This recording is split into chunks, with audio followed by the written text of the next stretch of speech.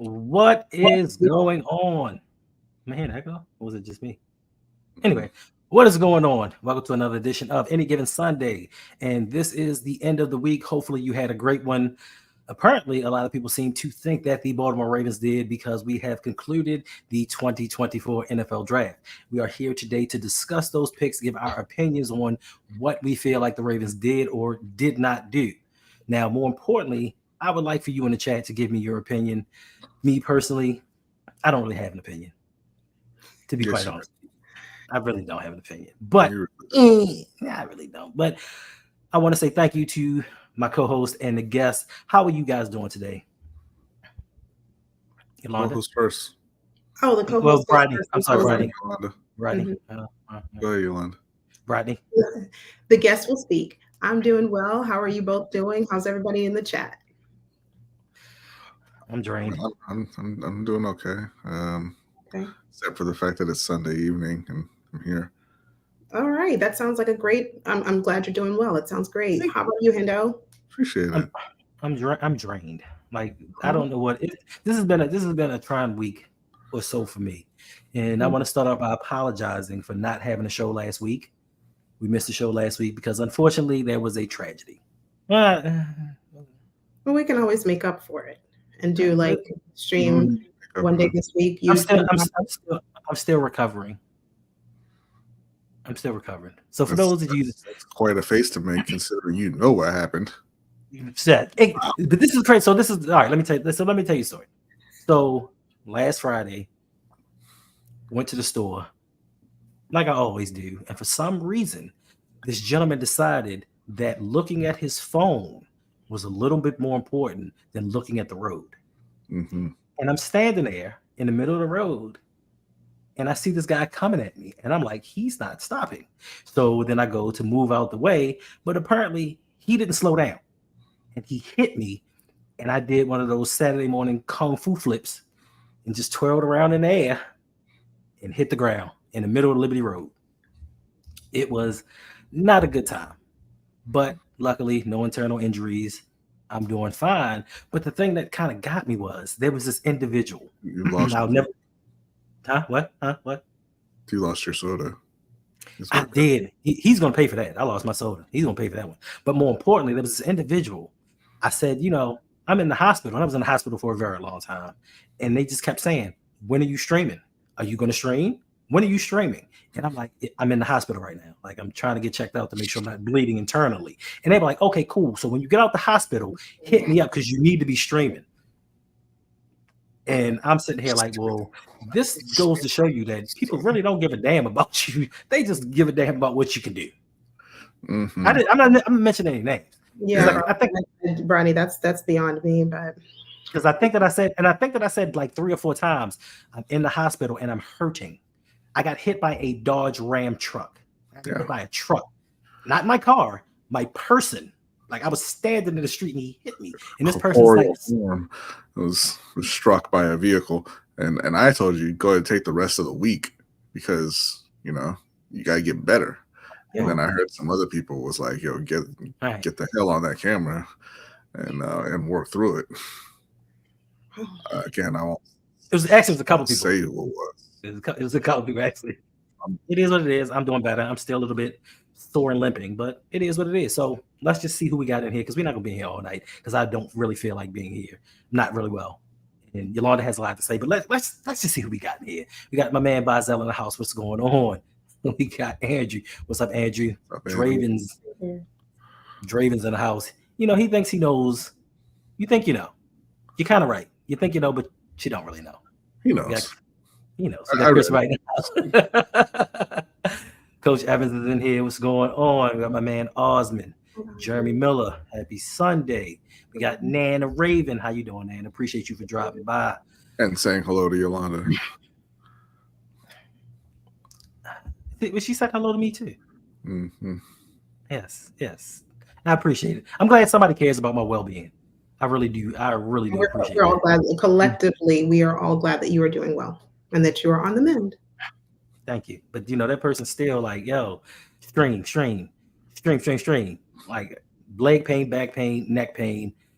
but they want me to stream. But anyway, that's not our a very caring individual. Yeah, Londo was like, internal bleeding, that's where the blood's supposed to be. No, it was a truck. It was a Dodge Ram. It was a truck. And it's crazy. And the crazy part is, you know how people sit there and say, you know, you can see your life flash before your eyes. I didn't see my life flash before my eyes, but I promise you, it's in slow motion. I promise you, I saw the man driving and I could see the light from his phone and him doing like this. And I'm like, this is going really slow. But it's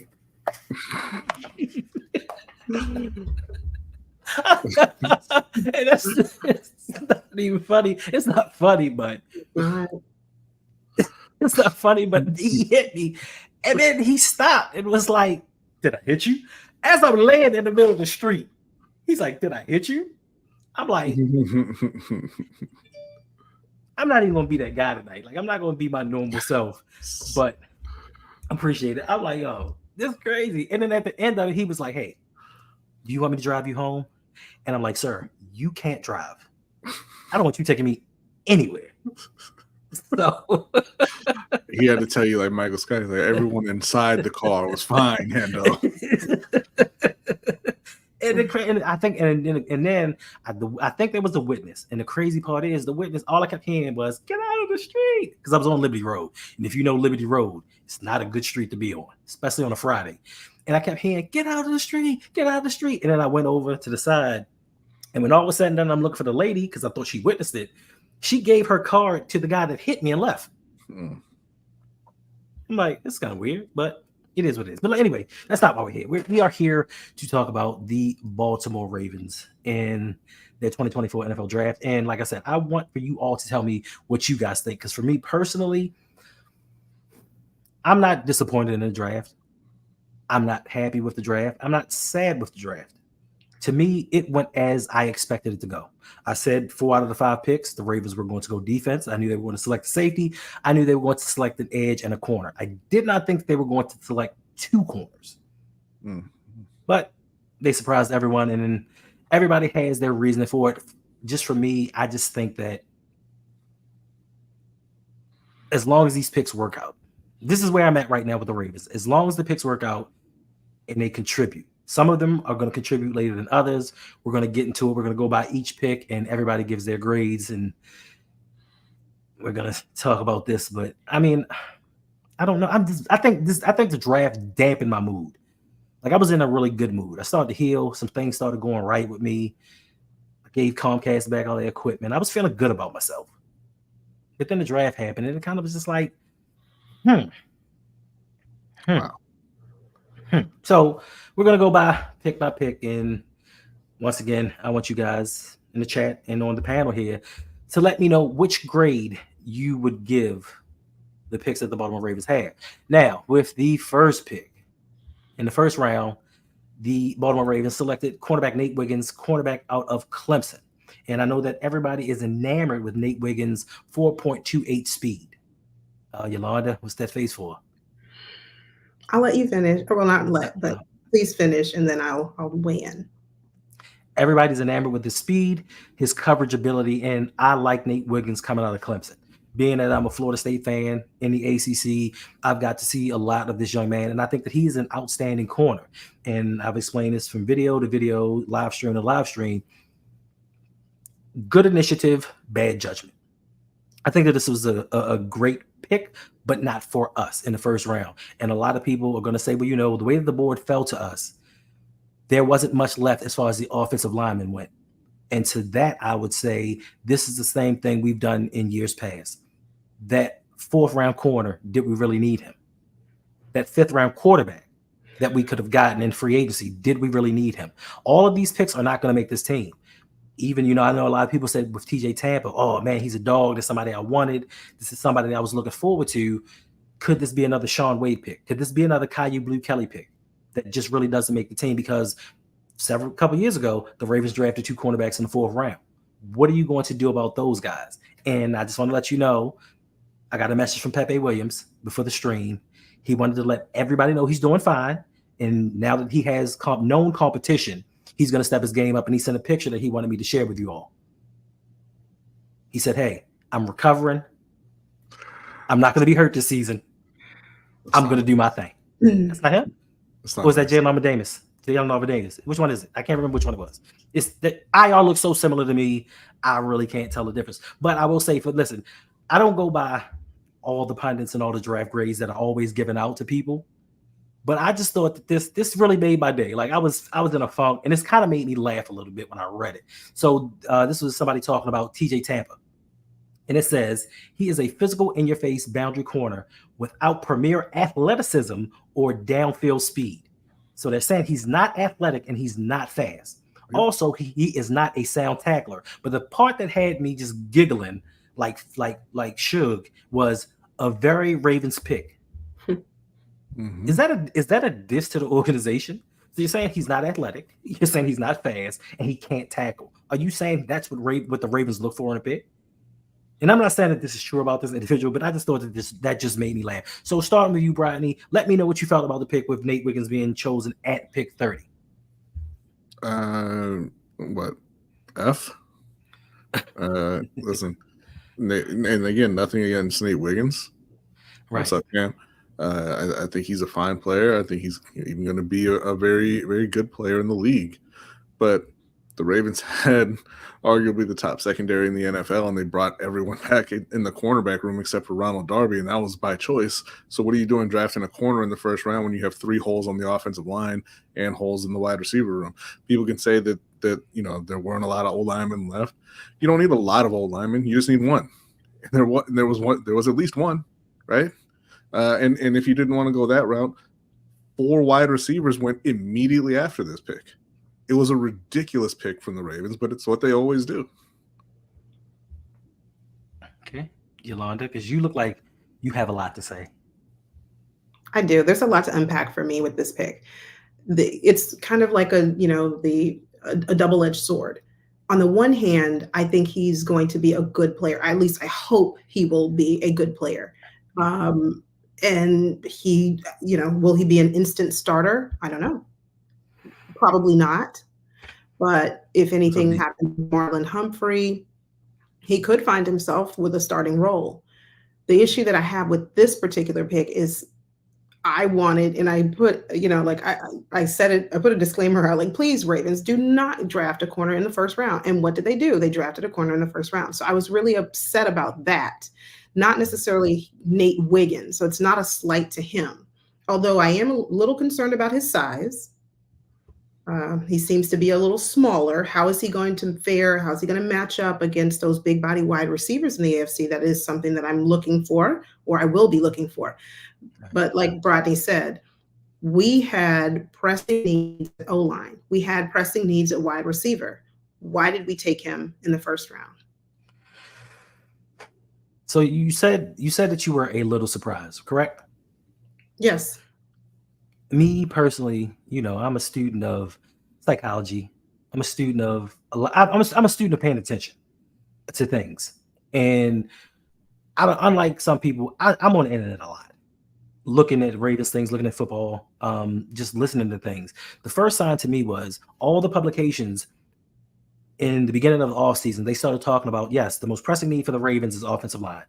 The second most pressing need is probably wide receiver, then edge, and maybe corner. And as the weeks went on, they started talking about more and more corner going up and up and up. So I'm watching these Ravens publications, and they just kept talking about corners. So I'm like, they're just setting us up and letting us know what's about to happen. Then with the Rashad Bateman re-signing, with his extension, I said, oh, this is going to be the distraction that they need to take a cornerback in the first round. And everybody was like, oh, they took a corner. I'm surprised. That's why when Coach asked me on his stream, I was like, they're going to take a cornerback. Please don't be surprised. And it's probably going to be Nate Wiggins. Talented corner. But we've stated this a lot, that the Ravens were one game away from the Super Bowl. And as talented as Wiggins may be, is he going to help us get over that hump to make it to the Super Bowl? No. Now, down the line, is he going to pay dividends down the line? I think he will. But once again, you bring him in with the possibility of replacing a Brandon Stevens if he leaves in free agency, a possible replacement for Marlon Humphrey if you decide to get rid of his nutty self. But then what are you going to do next year in next year's draft? You're going to draft a corner in the first round again, because what you're going to say is, hey, we released Marlon Humphrey. We need another we need a third corner. Because I don't even know right now if Wiggins is going to get in over Millette. We just don't know. Yeah, we don't know. He might. I don't see him like earning that starting role. Hey, Kimberly, I don't see him earning that starting role right away, but time will tell. My biggest concern is when we make it to the AFC Championship, we have to be able to score points. How does Wiggins help us with that? Yes, sure, he can certainly grab an interception, and if we're fortunate, two. But beyond that, his primary responsibility is not to score points. It's to prevent the other team from scoring points. All right. So how does that help us with the deficiency that we ended with this past season? Right. And listen, I think okay. He said GTR said, how many games did Marlon miss last season? Did he miss what, 6? 5 or 6, something like that. 6 or 7 games. And without another first round pick in fold, the Ravens did pretty well on defense. They did pretty well without him. And some could say the passing game got a little bit worse when he came back. Some could say, I'm not going to say that, but we did fine without him. Like they had, listen, if you look on every level of the Ravens defense, they have high draft picks on every level, and they have high price free agents, high price stars on every level. So if you're missing a first round pick on one of those levels, it's fine. It's going to be masked because they have talent everywhere. You can't say that offensively about the Ravens. You can't say on the offensive line they have a star outside of Linderbaum. You can't say that they have a star as far as wide receivers go. Zay Flowers, ascension. Yes, he may be that. We don't know. We just hope that he gets better, but he needs help. Running back, Derrick Henry, yes, we're hoping he can be the Derrick Henry of old, but we really don't know. So the Marlon Humphrey thing, cool. But my thing is this: even if Marlon Humphrey were to leave after next season or get injured after next season, you bring in another cornerback. You draft one then. You should draft for need now. And I said it in my last video. The Ravens draft for need when it's only conducive to helping out the defense. When you drafted Pat Queen, he was not the best player available at all. But you lost CJ Mosley, so you brought him in. When, don't hurt me, Yolanda, when you drafted Odafe Owe, and this is not a slight at Owe. Owe was not the best player available. Owe, listen, there's a chain reaction that I've been thinking about all day long that could have happened from Owe's draft. If we didn't trade Orlando Brown Jr. and our second round pick, because people forget we traded a high second round pick along with Orlando Brown Jr. If we hadn't traded Orlando Brown Jr. and that second round pick, we keep Orlando Brown Jr. With that second round pick, we draft Creed Humphrey, who is a Pro Bowl center. Like, the chain reaction from that is crazy. It's crazy. And if we took T. Higgins with the Patrick Queen pick, who knows where we would be right now. So to me, they're always going to draft a defensive need, even though come playoff time, the offense cannot score. I'll let it go about the Owe comment. I'm just going to let that go. But it's not even a shot at him. It's not to say he's not good, but he was not the best player available. And a lot of people said during this draft, we took Nate Wiggins because we did not want to reach on an offensive lineman. But we reached on a Patrick Queen because as good as Patrick Queen may be right now, we didn't project him to be that way then. We didn't project Odafe Owe to be a top edge in the league. We knew that they were raw projects. But it was okay to go for a reach with the defensive picks. But when it comes to offense, it's kind of like we can't do that. We can't reach for those guys. Like, we have to get guys we know. And if they're not there, we're just going to go defense again. We're going to go to what we know. When we start to get in uncomfortable situations, we go back to what we know. And that's what the Ravens do quite often. What's going on, Nisha? All right. So consensus, I give the pick a B off of talent alone. I'm going to give it a C. I'm going to give it a C plus. I'm going to, because I'm still, and it's not because of his talent, or it's not because I don't think that he's going to be a great player. It's because I was upset that we went corner first round. That's why the grade is lower. But if we're taking that factor away and we're just solely relying on, is this player going to translate in the NFL, then I would give it a B plus. B? I gave my grade for this. He gave him an F. Yeah. Oh, he did. I'm sorry. I'm sorry. Like I said, I'm like this whole thing has just got me zoned out. All right, with the second round pick, the Baltimore Ravens took offensive tackle Roger Rosengarden from Washington. For me, it's a need. He's a player that's played left tackle, right tackle. I think he's going to come in and fit nicely. And if anything, he's going to provide competition for what we have now. Because what we have now, we don't know. And a lot of people jump on us because they're like, you know what? Ben Cleveland's paid his dues. It's a contract year. We don't know what we're going to get from him. We don't know what we're going to get from Lele. We don't know what we're going to get from Jones. And that's exactly the point. We don't know what we're going to get. I think that's the whole thing. Through Lamar Jackson's first 6 years, for the 5 out of the 6 years, we've been playing, let's see what happens. Let's find out if this guy can play. Defensively, we never do that. We have 2 fourth-round corners sitting on the bench, and nobody's saying, hey, why are we drafting a corner in the first and the fifth and the fourth round? Let's see if these guys can play. Let's let the young guys get some burn and see if they can go out here and flash their potential. You never hear that defensively. They're always talking about, well, let's get somebody else.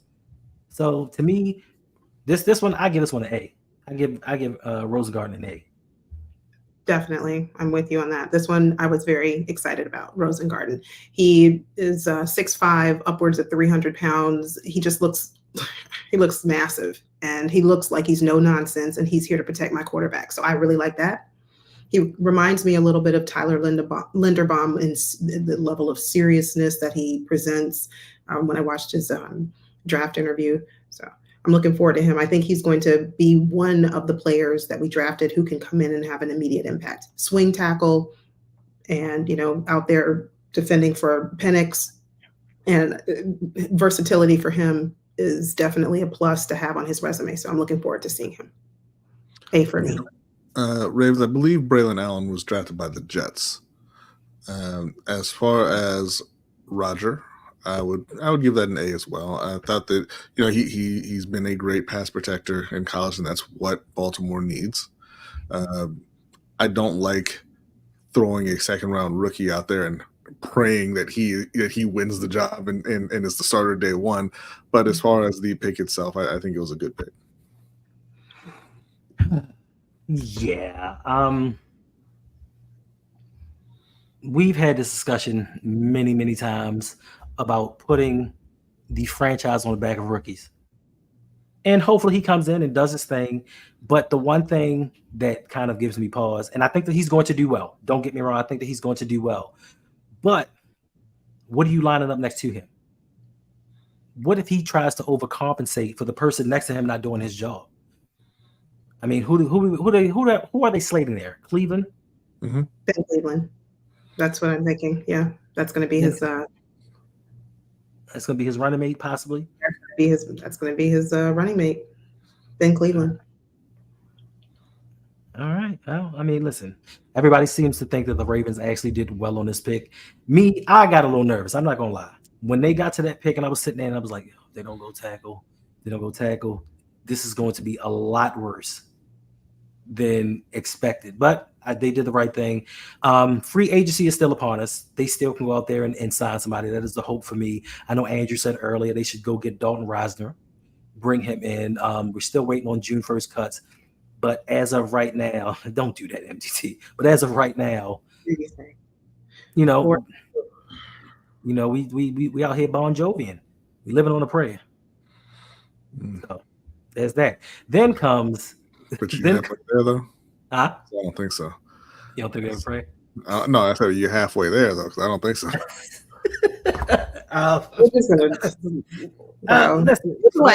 you like Bon Jovi, or if you know about living on a prayer, please hit the like button. If you're new, welcome. Please hit subscribe. Listen. We're halfway to the regular season, I guess. I don't know about halfway to fixing this offensive line, but we're going to get better. I'm confident. So what I'm hearing from people is that Dalton Risner, like you mentioned, might be joining us. So let's keep our hopes up for that. All right.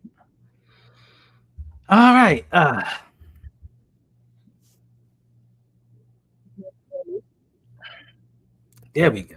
Animations right there. Shout out to Nigel Jefferson for the $5. He said dope content. Appreciate you for the support. Appreciate you. You know, we try to do what we can, give a little bit of entertainment for the end of the week. So let's move on, because somehow 26 minutes just slipped by and I didn't plan on being here this long. Now, this is the pick for me. This is the pick. And what have we, how long have we been doing the roundup? A little over a year? Yeah. A little bit over a year. And in this year, I personally have never seen Coach as dejected as I've seen him when the Ravens took this pick.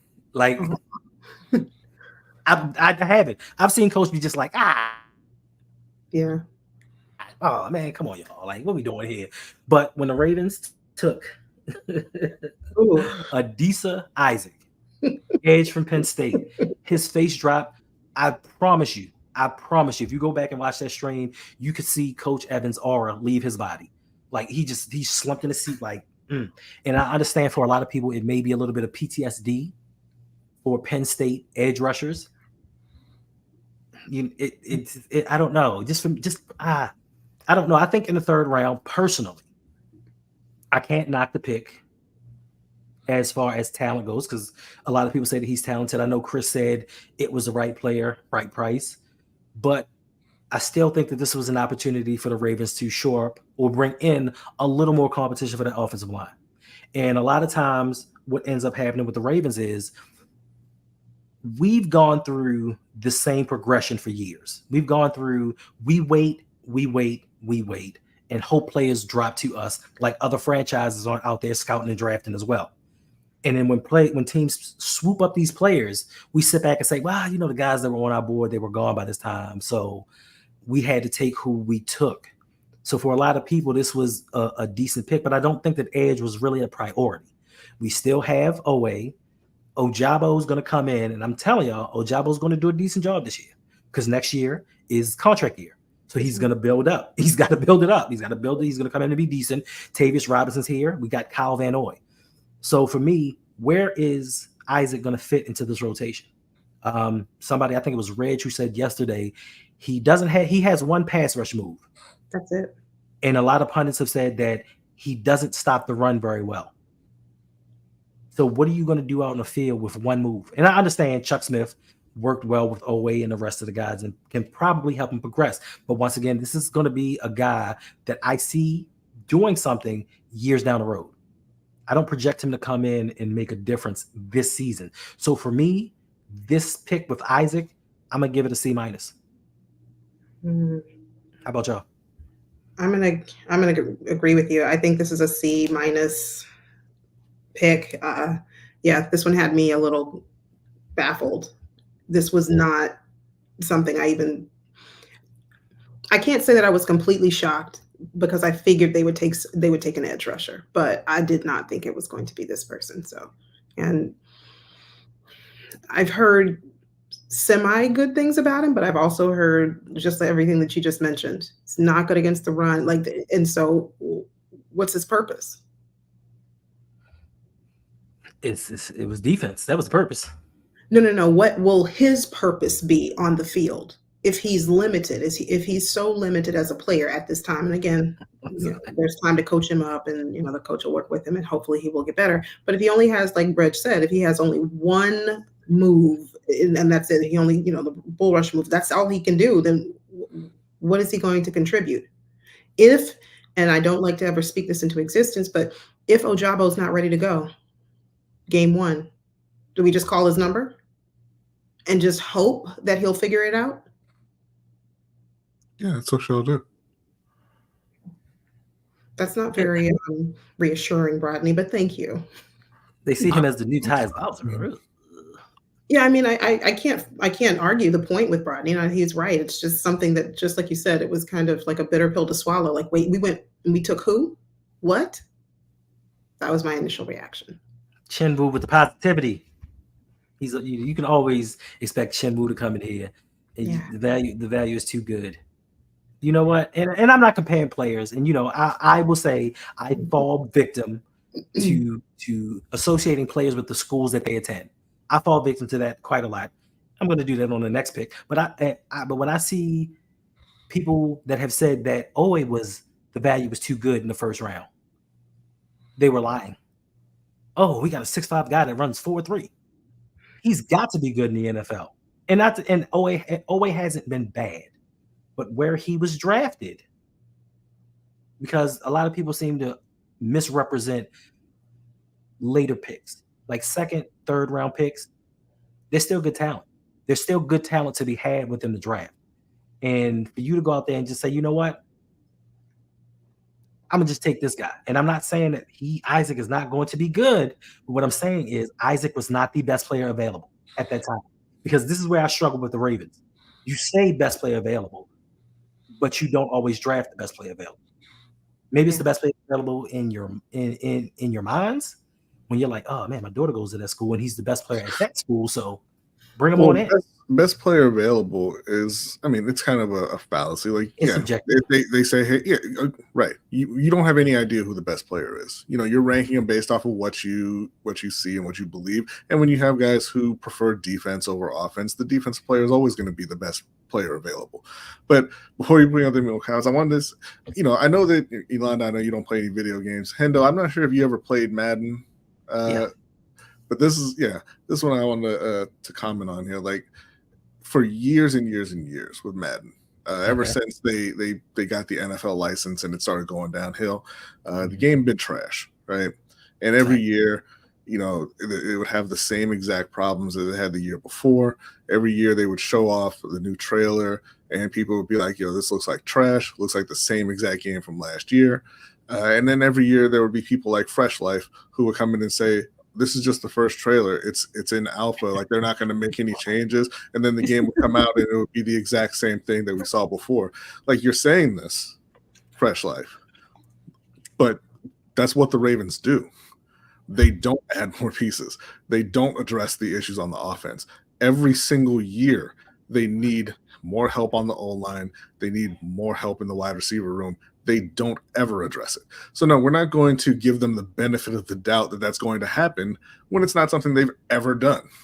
Facts. And then we brought this point up before about June 1st cuts. Just because there are June 1st cuts, they still have to want to come to Baltimore. And the Ravens still have to want to pay them. Just because somebody's getting cut, you can cut Lawrence Taylor. Does that mean that he wants to come to Baltimore? Does that mean that the Ravens have enough money to pay him?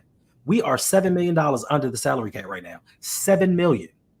We don't have a lot of money to go around. So just because somebody gets cut doesn't mean that they're actually going to come here. And this is something that year in and year out, we can't bank on that. We can't say, well, you know, June 1st cuts are coming, so, you know, it's grocery shopping. We going to the candy shop. We don't know what's going to happen. We don't know who's going to get cut. Now, if you had something constructed with your offensive line and you're just bringing in extra pieces for depth and injury concerns, cool. We are looking for starters. We're looking to bring in starters, and you're telling me let's wait to see who gets discarded and hope that they can still play and bring them in and help them protect Lamar or make plays for Lamar. Like, that's the part. That's what we're trying to explain to people. We don't know. You should have certain things set. And for me, the biggest thing is EDC said before the season started, I know how this offseason is going to unfold. I see how it's coming. I know we're going to have a lot of free agents. I see these things coming. So if you saw these things coming, I just think that you should have done just a tiny bit better job at constructing this offensive line. You don't get Lamar weapons. All right, cool, whatever. But as far as protecting your quarterback, we saw what happened when Lamar has not been protected. First, I said, okay, so now you want to acknowledge me, all right? Where about the Carolina Panthers? Why are you on the Ravens podcast anyway? We're about the Panthers. Still what the parents is going to do. I mean, first, you could learn how to type in English. We can start there. Second of all, I'm on the Ravens podcast because I fucking want to be. What are you going to do about it, Fresh? You sitting in the chat watching. Why are you doing that? You got a problem with being on here? Click off. Go somewhere else. Nobody asked you to be in here. Nobody asked you to comment. Right? And what about the Panthers? The Panthers are doing what they do. The Panthers didn't look at their quarterback getting sacked every other play and say, you know what? I'm gonna draft a corner. They win. They got offensive linemen. They got wide receivers to help their quarterback. What did you do? What did the Ravens do for their quarterback?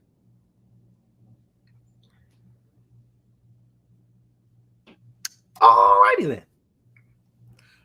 Do you want to give your grade for this one, Brad?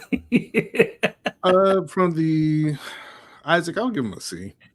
C plus. I mean, I think there were players there that they could have taken. You know, they could have gone Troy Franklin. They could have gone with Bortolini or McCormick. But I mean, it's the third round, and it's not a huge deal, right? You know, even when you're talking about a guy like Troy Franklin, obviously there's issues there.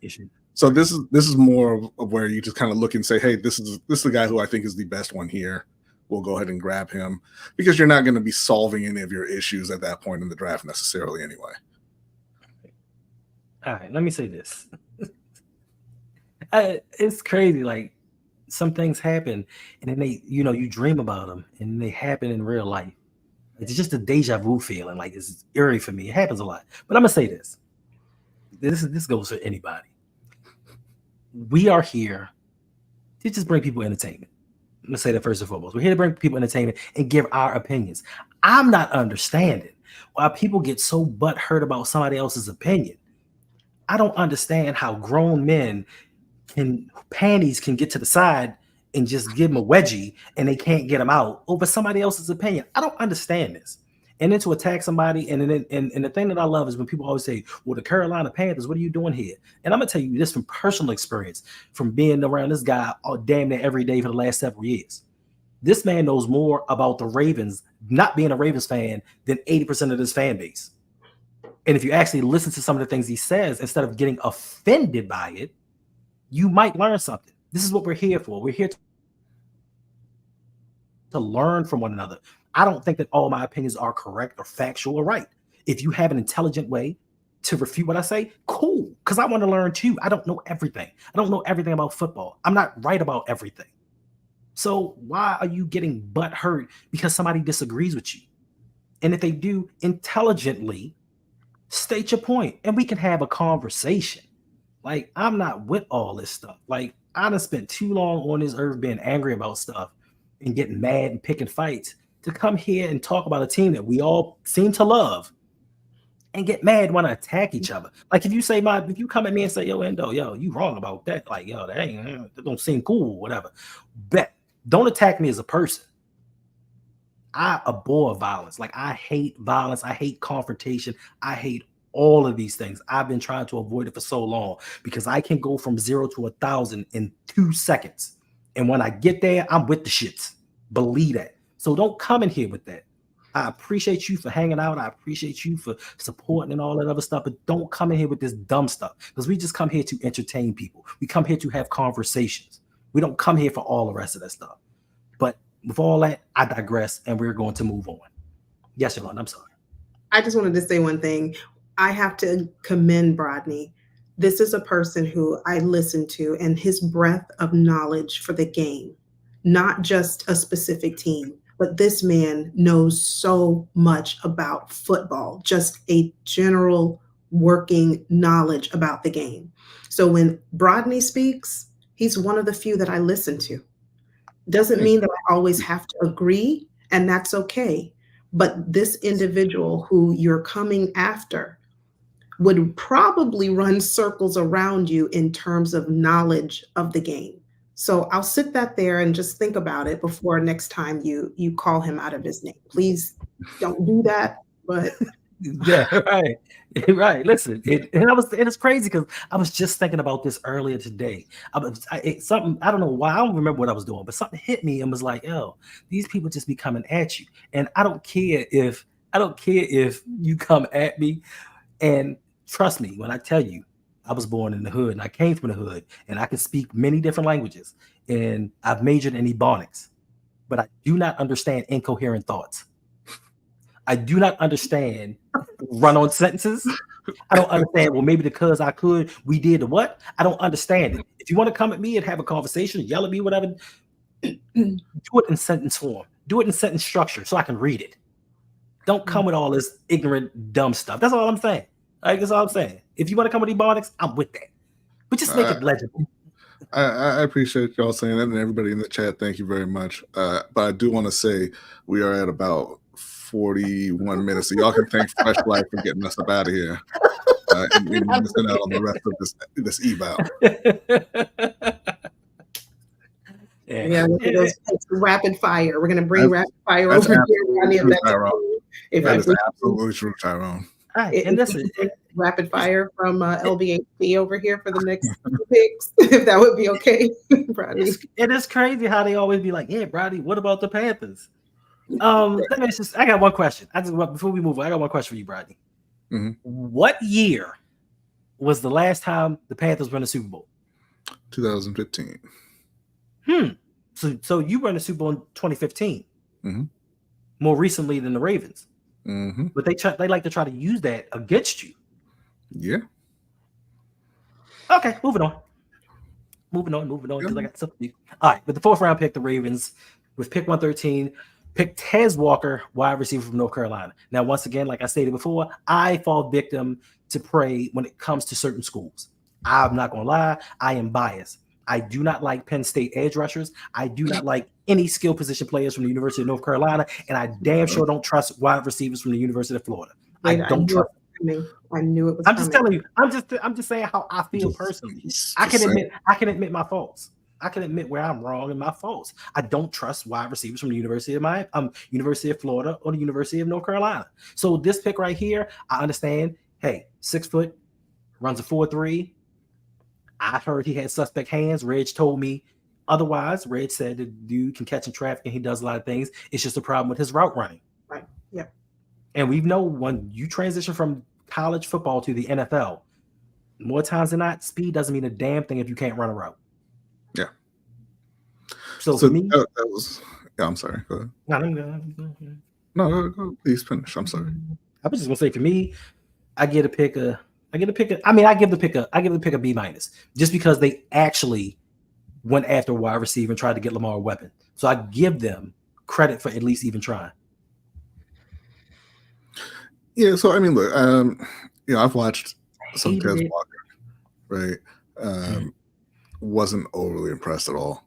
He looked like a guy who was kind of just running by the defense, kind of like Carolina's 1st round pick in Leggett. And I didn't like that. Every scouting report that I've read on him mentions that he does have issues with his hands, and that he's not a good route runner, but that he tested really well. But that said, I would give that pick a B because it is late in the draft, and he does have that I won't say a special skill, but he does have that speed. Right. And you just have to hope anybody you draft at that point, you're hoping that you're going to fix some flaw that is in their game to get them to a point where they're going to be productive for you. Right. Mm-hmm. So they're hoping that they can, refine his route running a bit, and then he'll bring a dimension to the offense that they don't necessarily currently have. Right. Sure. So I think it's a good swing. I don't necessarily expect it to pan out. Right. But, I think as far as that point in the draft, it's a good pick to make. Yeah, and coaching usually doesn't fix it, though. But I was going to say, not this coaching staff. What wide receiver has the Ravens developed? Zay Flowers was good coming in. Mm-hmm. Hollywood was good coming in. What wide receiver have they coached up? Wrong organization for that one, bro. But I understand. But how about Yolanda? How you feel about this pick? Happy about this one. This one I give an A. And because, spaghetti with no sugar. This one I give an A because while there are the notable issues that you mentioned, route running, questionable hands, the fact that the Ravens addressed a need. And I don't know if this is going to be our big body wide receiver at 6'1". Maybe he is. Maybe this is the remedy that, we've been asking for, a big body wide receiver. I personally was asking for DK Metcalf, but this is not DK. The fact that we're bringing in someone to potentially be a weapon for Lamar, I'm happy about that. All right. Listen, for me, I think that I just right now, my calm is due to, I said this season, I'm just going to be overly optimistic. I said this season, I'm going all in. I'm going to be overly optimistic about what I think that the Ravens are actually going to do. And I still believe, because there's reports out there that Deebo Samuels and Brandon Ayuk are on the table to be traded.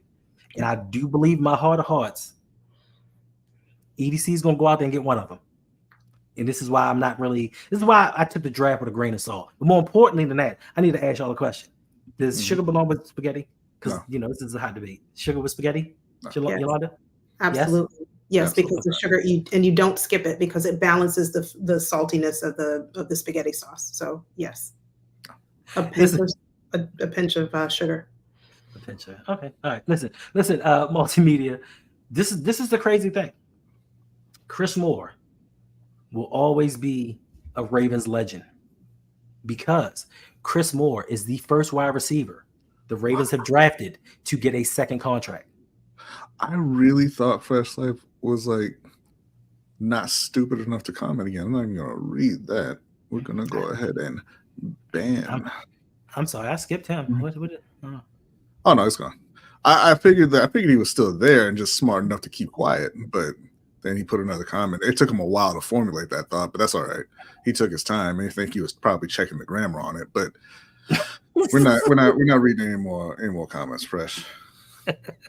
But yes, Chris Moore is the first wide receiver to get a second contract with the Ravens. Rashad Bateman is the first round wide receiver to get a second contract with the Ravens. An extension. So that says something. Yeah, I missed the comments too. Was it on some violent stuff? I don't know. I just saw the first sentence, and then I was like, I'm not going to waste my time. Oh, okay. Coach says that Tez just needs to come in and take the top off the defense, and I'm not sure why you think he'll be able to do that. Because it's not just being fast. You've had fast receivers before. Mm-hmm. So, but come on, no, you're not going to do that, Nana. You're not going to do that. He did that in like one game. Listen, he dropped those 3 passes versus the Lions, but he still had a lower catch rate than everybody's favorite wide receivers in the NFL that season. Yeah. He still had the lowest lower drop rate than everybody else in the NFL. People want to keep going back to that. Now, when Zay drops balls, it's excuses being made. I don't hear people saying about all the balls that Zay drops because Zay drops a lot of balls. They don't talk about the drops that Rashad Bateman has either because they love Rashad. I mean, once again, Game of Thrones. It is known. We don't even have to mention Rashad Bateman. It is known. But let's move on to the next one. And this is the one for me to blow my mind. 5th round, pick 130. The Baltimore Ravens drafted TJ Tampa, cornerback from Iowa State. How do you feel? Ooh. How do you? I'm gonna give this one an A+, right? Because you said he's a little undersized. He's not a great athlete, but he's a football player. Carolina got one of them too, so I need to believe. I don't know. This one I give a B-, C+, B-, C+ to this. Why did we take another corner? For what? Why did we do it? And like you said, he's a football player, but not very athletic. So when did the Ravens decide they wanted to start drafting football players? When did they decide that? I don't know. Because normally it's height, weight, speed. Normally it's that. I don't. I look. Do you see Z the Beast comment? What do you say? That no one talks about Lamar throwing people the ball when they're open either, referencing Rashad Bateman. And I'm like, only the Ravens fan base would go at their 2-time MVP quarterback in defense of a 3rd or 4th receiver who's been a bust in the first 2 seasons. It's incredible. It's incredible to watch. Yeah, I think he's like 6'1". Yeah, that's all right. But yeah. But he's not fast, he's not athletic, and he can't tackle. Yeah, I mean, but I don't know. I don't know much about this guy. Right? I've heard good things, so again, at that point in the draft, you're throwing darts anyway. They didn't need another corner, so I mean, I guess you could downgrade the pick for that, but yeah, definitely, I downgraded it to a B-, C+ because of that. So, I guess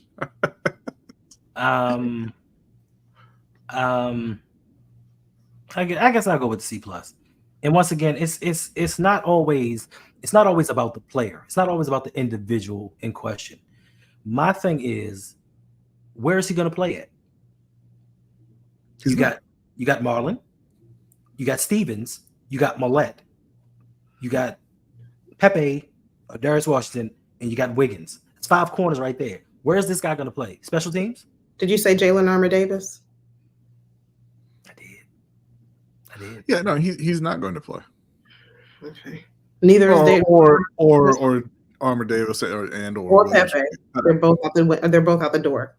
So, like, I mean, I'm not really expecting much from him. The only issue that I have is people are going to say he's a 4th-round pick. You don't expect much from 4th-round picks. But when we drafted Pepe and Jalen Armour-Davis, it was like, yo, they're 4th-round picks. They're going to contribute now. They're going to be amazing. Maybe you learned your lesson. He says Lamar's all we got, but he can't be better. Nah, Z, go tell EDC to be better. Go tell Harbaugh to be better. Go tell Monken to be better. Go tell all of your receivers to be better. Go tell your O-line to be better. And you know what else? Go tell your defense to be better so that they don't get beat by Marquez Valdez-Scantling on a critical 3rd down in the conference championship game before you come and tell Lamar to be better. Just do those things first. You can tell Lamar to be better, but just do those other things first. Everybody be better. All right, with the 165th pick, the Baltimore Ravens selected running back Rasheen Ali from Marshall. I'm not even gonna hold you. I don't know nothing about this kid. Nothing. I think for me, this is where it just went completely south. It went downhill from here. At this point, it was just a big question mark for me with the remainder of the draft picks. So you can just count me out for contributing to the rest of this conversation because I really don't know anything about them and I don't have a grade to give. I don't know anything about him. I give him a B+ just for going after a running back. You know, only because listen, I know Keaton Mitchell's going to come back at some point. I know Keaton's going to come back at some point, but as of right now, you just have Derrick Henry and Justice Hill. So you need that kind of go in between. You need somebody so that you don't wear Derrick Henry out for the end of the season. So coach says he gives it a B. You need someone who can play. You need. We just talked about in the last pick. We just talked about a non-athletic football player. Does that make it right? Does that make it a good pick? If they come on the field and they look like crap, I'm happy that they took a running back here. But they say this one is athletic and can play. Okay, well then we'll see. We'll see. I can't even argue with you, Banks. I don't know. I don't know if I'm sure it's fine. The thing that always gets me about draft season, and this isn't even necessarily a bad thing, right? Is that is that you know it's 100% positive, right? Coach is saying he's a great zone runner, you know, one cut and go, great production, blah blah. But he's not telling you why he was there late on day 3, right? And I'm not saying that he can't play or anything. I'm just saying that that's the case with all players who get drafted. So when you listen to draft coverage, a lot of fans kind of get, you know, they have inflated expectations for rookies, right? Because all you hear is, hey, he does this well, he does that well, he does this well, he does that well. Best case scenario, man, you got to steal, and you hear that 255 times, and then half of the players who get drafted don't make the team. No, Rodney. INJF's comment, INJF Tyrone's comment, and he said, you know, you can go get a running back during the remainder of the offseason. He thinks that this was a waste of a pick. I don't know if I'm going to say it. No, not so fast, my friend. You spoke one pick too. Not so fast, my friend. But before we move on to this next one, I was on Twitter earlier, and somebody tweeted out or responded to a tweet and said, yo, the Ravens done got some undrafted free agents. They about to transform this team and make us unbeatable. Yeah, Carolina got one apparently as well, Jalen Coker. And Steve Smith loves him, so you know that really charged up the fan base as well. You know, maybe let him hit the field first and do something before you get really excited. All right. So, like I said, not so fast. You spoke a little too soon. Pick 218. The Ravens selected Devin Dennis Leary, quarterback from Kentucky. I don't know anybody that likes this pick. That picks that picks a D. Because look, again, at this point in the draft, you're not really passing on great talent to get these guys, right? But I say it's a D just because he's very, very unlikely to make the team, I think. Yeah. All right. This one I would say guy, they're just kind of just casting the line out there and seeing if something comes back. He said we are so unserious. You need a backup QB. Oh, you talking about the running back? My bad. I thought you were talking about the quarterback. And I was like, so to me, listen, and I understand what everybody's saying when they say, "Hey, what do you expect? What do you expect from a 5th, 6th, 7th round pick?" I don't expect anything from them. But the thing for me is, if you don't expect anything out of your 2 7th round picks, you don't expect anything out of your 6th round pick and your 5th round pick, why not use those to trade up? If you're not expecting anything out of these guys, why not utilize the extra picks that you have to move up and get somebody that you really want? You see how many teams moved up in the draft to actually get players that they wanted? Mm-hmm. Like, it was refreshing seeing guys like, yo, this is the guy we targeted, whether he's going to be good or not. They targeted the guy and moved up and got him. Or if they felt like, hey, this guy ain't for me, they moved back. So for me, picking up useless players that aren't going to make the roster, it makes no sense. Couple years ago, we had 11 draft picks. There was no way 11 draft picks were going to make this team. Why utilize all of them? I understand what you're saying, Endo, but just and I agree generally speaking, particularly when you're talking about late picks like that. But to push back a little bit, you draft these players because sometimes you get lucky. Sometimes you do. And you got lucky with Reno Stone, right? And sometimes those guys will pan out. And also, and people really, really don't like to talk about this right after the draft. But, hey, Nate Wiggins is a great prospect, right? Roger is a plug-and-play right tackle, right? Isaac is a probably better than the first-rounder, Chop Robinson, who came out of Penn State this year, right? Chances are all three of those guys are not going to be good. Right. So the players that you really do like, that you spent your picks on, you're not going to get what you thought you're getting out of those guys most years. And so you do want to have some of those guys later that you can take a chance on, and maybe they surprise you. Also, since Fresh outed me here, I'm a Carolina fan. Dave Gettleman was their GM for several years, right? He never once used 7 picks. Okay. Never once used 7 draft picks. And they came out of that era with absolutely no depth anywhere on the team. Right. So, you do have to grab guys at some point, even if you don't necessarily believe that they're going to be good players, are going to make the team, because, they'll get out on the field and they'll prove you wrong occasionally. And then, they turn out to be valuable to the team later on. Okay, but to push back up a couple spots and get an offensive lineman, though. But to push back even a little bit more, and you, Rodney, mm-hmm. When has the team done that? When has this team done it? Oh yeah, they don't. That's why I don't think Eric DeCosta is a good GM. You can't say, "Oh, we don't trade up." That's not what we do. Like, I'm not saying that you should trade up frequently. I think that's a losing proposition, a lot of times. But it can't be something that you take out of the toolbox, right? Just altogether. You look at the team who has been winning in Kansas City, right? And everybody talked about how they were a defensive team last year, and they changed, and they were defense and run first and blah blah. They didn't have great receivers. They traded up and got a receiver, and then they traded up and got a tackle. After signing a wide receiver in free agency.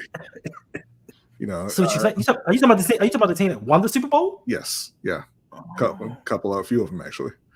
So they struggled on the offensive line during the regular season, and they struggled with scoring points and their wide receivers driving the ball. So what you're telling me is they went after their deficiencies and made a Super Bowl winning team even better. It was weird, but they looked at the team and they said, which part of this team is not working? Let's address that. And what's really funny about that? They lost L'Jarius Sneed, who's one of the best corners in the league, and they didn't draft Nate Wiggins. They said, what's better? Let's get Xavier Worthy, who's going to score points for us. It's a great point. How do you feel about that, Yolanda? That's a great point. They lost one of the better cornerbacks in the league and drafted right before the Ravens and said, you know what? Screw that. We'll let our defensive front and those other young cornerbacks that we have, because they have a bevy of young cornerbacks to deal with. Outside, they may not be as good as a Jerry Sneed, but they can hold their own. And with Chris Jones up front, I adjust them at a BK. They don't have a They don't have a Roquan Smith. They don't have a Kyle Hamilton, but they decided to take a wide receiver. I'll tell you what, D Banks, who says EDC is not to blame for the AFC championship game. If you're not going to blame him for that offense not being able to put up points, don't give him credit for getting to the AFC championship game either. Appreciate you, Coach. Touché. Appreciate you, Coach. Touche. Appreciate you. So yeah. All right. Next pick. Nick's, what is it? Samak? Inside linebacker, Michigan State. I believe he played center at Michigan State, and he's gonna move over to guard in the NFL. I mean, 7th round pick, but he may turn out to be somebody. Like some of the comps and assessments of him, they say he's one of those guys that he gets down and dirty and he has a nasty streak to him. And I think that's something that the Ravens are sorely missing. They're missing those guys that are going to get in the face and protect their quarterback. As much as we love Ronnie Stanley, he doesn't protect Lamar Jackson. Lamar gets hit late. Ronnie Stanley looks down at him and walks away. He don't even help him up. So can he develop? I don't know. I just like competition. The cream rises to the top. The more competition you bring in, the better opportunity you have of picking the best player. So for me, 7th round, anything goes. I think this was actually a good pick. I'm going to give this pick a B+. I'm gonna go closer to Coach there and say D, because I just don't like drafting injured players like that. I know there are some GMs who think that's kind of a cheat code where you're getting what would have been a much higher pick, but he would have just been drafted higher if he were better. He got drafted where he was going to go, and he's hurt. He broke his leg. Yes, so for that I'm going to give it a D. C-. D+. Wait a minute. He broke his leg? Yes. Mm-hmm. So I'll tell you like this. Near the end of the season, he fractured his fibula. Because I'll tell you like this. After the Ravens picked TJ Tampa, I turned the draft off. I ain't gonna hold you. I turned the draft. Wow. A team that's been injured, we love drafting injured players. We took another. But listen, Ravens Flock is going to tell you he's going to be our starting guard. Because we love people that have never played an NFL snap to say how well they're going to do. Amazing. Remarkable. All right, the last pick. Sanosi Kane. Safety from Purdue. I'm going to be 100% honest with you, Henda. Just like you, I forgot that there was a pick after that Michigan State center. So, yeah, I don't know anything about this guy. But again, you throw the darts wherever you want to throw them in the 7th, and if you hit, you hit. If you don't, you don't. It doesn't really matter. Yeah, it doesn't really matter. So best of luck to Mr. Kane, though. Apparently, he is more of the linebacker type, and he's going to play closer to the line of scrimmage. He may allow. Geno Stone played. Yeah, after the second time you cut him. Right. That's true. People tend to forget about that. We didn't develop Geno Stone. He went to 2 other teams and got tutelage from them, and then came back and played a lot better. So that says a lot.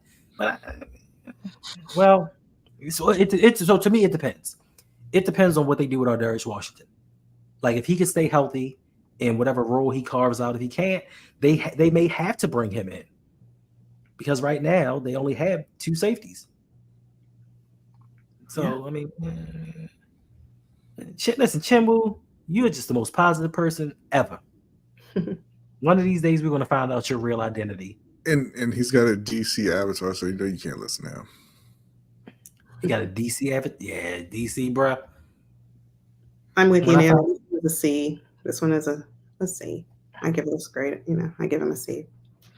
I'm going to tell you like this, Tyrone. I've been fooled by highlight packages before. I've watched highlight packages of wide receivers. I love the wide receiver position. And I watched highlight tapes and was like, yo, this dude is going to be amazing. And then he gets in and he's Jalen Reagor. Yes. Yeah. You cannot watch highlights. You have to just watch the actual games. Facts, Xavier. And even that will not always lead you in the right direction. I hope you're right, Robert. I hope Zach does coach them up, but what if he doesn't? That will be speculation. So come back in a few weeks into the season, and we'll, or mid-season, and we can talk about it. Zach Waller ain't gonna be coaching up nobody. He your defensive coordinator. That's true. He's just gonna make the calls. He's gonna make the calls. So. The position coaches, and we lost a bunch of them. All your senior staff on defense, pretty much. All right. So overall, what do you give this Ravens draft? Yeah, he did. Just like hello, Tommy Street had a highlight package. Man. What do you expect from the University of Miami? Overall, I'm going to give it a B minus, C plus. I'm going to give it a B minus, B minus. So you give the whole Ravens draft a B minus, Rodney?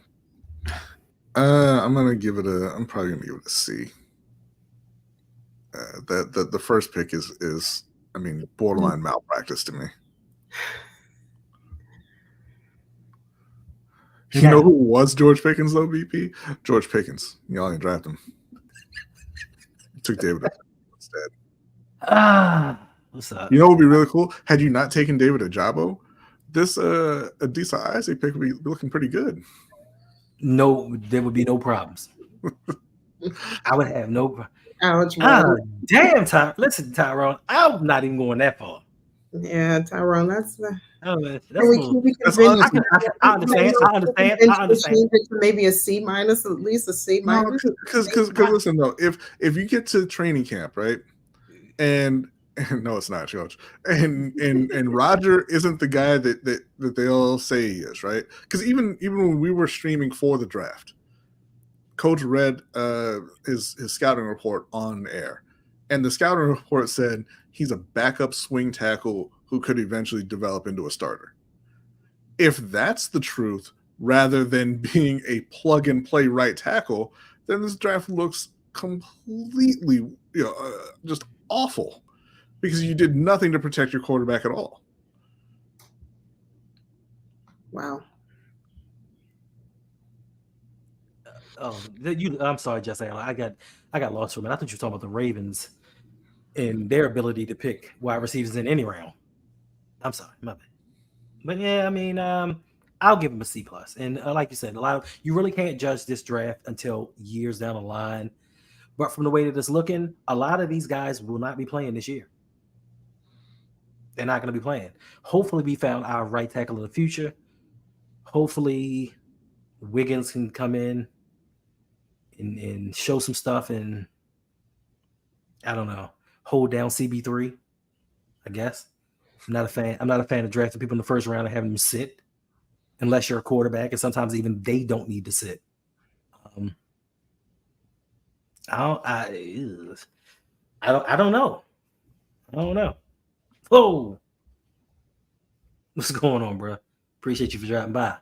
It says, disparage EDC's picks, but offer no alternative. Who would you have taken? We've offered alternatives many times.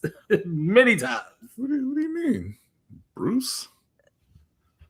We've offered many times. Okay, but if you want an alternative for the Nate Wiggins pick, it's JPJ out of Oregon. Yeah. Second round pick was awesome. Third round pick, Troy Franklin. Or Mason McCormick. And it's not to disparage his draft picks, but you have to look at the history of what Eric DeCosta has done. He's had the most draft picks. D-Banks? What are you talking about? Wait a minute. What lineman was going to sit? Who's starting in front of him? We've got Ronnie Stanley left tackle, Tyler Linderbaum at center. Who else do we have starting?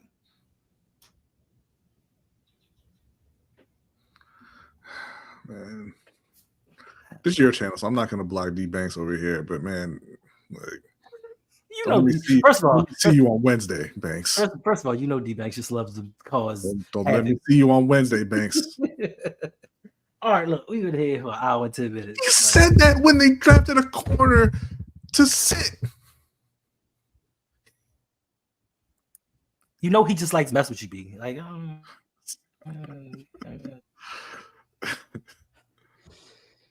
it's cool. We about to get about it. We've been here for way too long. But listen, appreciate you all for hanging out with us. Once again, this is just a discussion. We're giving our opinions.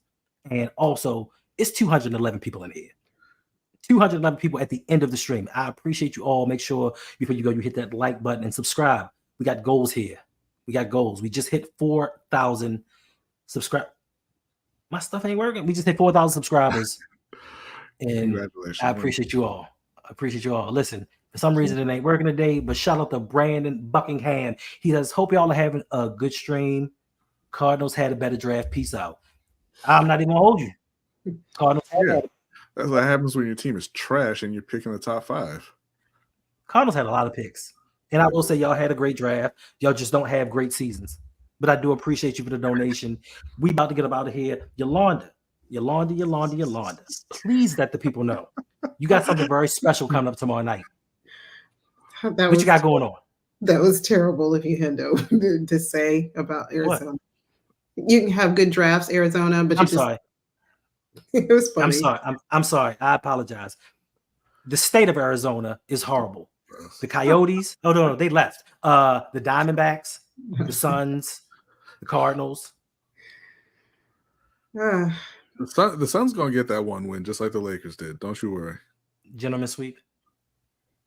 Well, I mean, the Lakers are coming all the way back, but the Suns, yes, gentleman sweep. Watch out for those Orlando Magic. No. Yes. Absolutely. I'll tell you what. I will not, and nothing will happen. That's fine. That's no problem at all. You can find me on Ravens Talk with Yolanda. Come by tomorrow night, 7:30 Eastern Time, where we are doing a recap of the draft with our rival. Yes, there's a YouTuber who will be joining us from one of our rival teams, and we'll talk about how our team fared in the draft and how our rival did. So hope to see you all there. All right. Rodney, Tyrone wants to know, what grade did you give the Panthers? So for the Panthers, was not a fan of the first round pick, Leggett. Second round pick, I liked, the player in Brooks. Thought it was I didn't think it was necessary to go running back in the second round, but I thought that was a decent pick. After that was the third pick. The third pick was, I can't even remember now. I know that Jatavian Sanders was the first pick in the fourth round, but I'm trying to. Oh, that's right. They took the linebacker from Kentucky 2 rounds early. Jatavian Sanders looked pretty good, so I'm gonna give them right now. I'm gonna give them a C-, but I'm hopeful for Xavier Leggett and Jonathan Brooks to be big time contributors this year. I'm hopeful, but C-. Okay. All right. See, Bradley's not biased. All right, Bradley, let the people know what you got going on and where they can find you doing your 6 days a week streaming. You made me depressed every time you say that. You can find me over on Lunch Break Hot Take every Wednesday evening at 7:15 p.m. Eastern Time for the LBHT show, followed up by the Overtime show for patrons. You can find me on this channel on Sunday evenings, 7 p.m. Eastern Time for any given Sunday. You can find me on Monday nights over on Sip to Tally Films for the Ravens Roundup with Hendo, Jose, OTR Mike, Chris Just Joking, and of course Coach Evans, but not tomorrow, right? I don't think we're doing it tomorrow. Yeah, we are supposed to be doing tomorrow. Yeah, okay. On Tuesdays, you can find me over on Suge Knight 323 at 9:45 p.m. Eastern Time for the Steel Conspiracy. And then, whenever there's a major boxing event, you can find me over on Ring Kings podcast. Yes, indeed. Are we doing a show Tuesday night? I do not know. Oh, I mean, it'd be good. Look, if we didn't have a show Monday, we didn't have a show Tuesday. I'm with it. But you can also catch me on Tuesday nights before you catch me on Steel Claw. You can catch me with my man, Mr. Galloway, on Electric Relaxation with Mr. Galloway, talking all things hip-hop, particularly old school. If you want to find out what's going on in the world of hip-hop, you want to find out what's happening, the beat that's going on, check out my man's. He just dropped an EP. He just dropped a hot video. Dre just dropped a hot video. So make sure you go over to Electric Relaxation and check it out. It was professionally done. He debuted on the channel Tuesday with him and Amaj Beats. Make sure you go check it out. So, hey, that's it for this week. Somehow we didn't turn this draft to an hour and 15-minute conversation. Once again, I'm going to say this for the last time. We're here to just entertain. That's all. There's no need for all the extra. There's no need for all the tomfoolery. But once again, I'm with the shits if we get down to it. But I'm a grandfather, so I try to stay away from it. Yes, you need to calm down, Pop Up. All right, Yolanda, you want to hit us off with the saying one time since you're here, if you can remember it. I don't think that you'll remember it, but go for it. Of course I will. Of course I will. Challenge accepted. Absolutely. All right. Never give in to conformity. Think for yourself. You need to formulate your own opinions and continue to do important things because you are important. And we'll see you next week. That wasn't it. You was 3 out of 4. So close. So close. The last one, you messed up on the last one. She tried to just make something up and just smile through it. You saw that? Yeah. Right. Do important things. No. Be important. All right. So be important. All right. Listen. Be yourself. Right. Be somebody important. If y'all didn't watch Captain Chesapeake back in the day, no, granny. we out.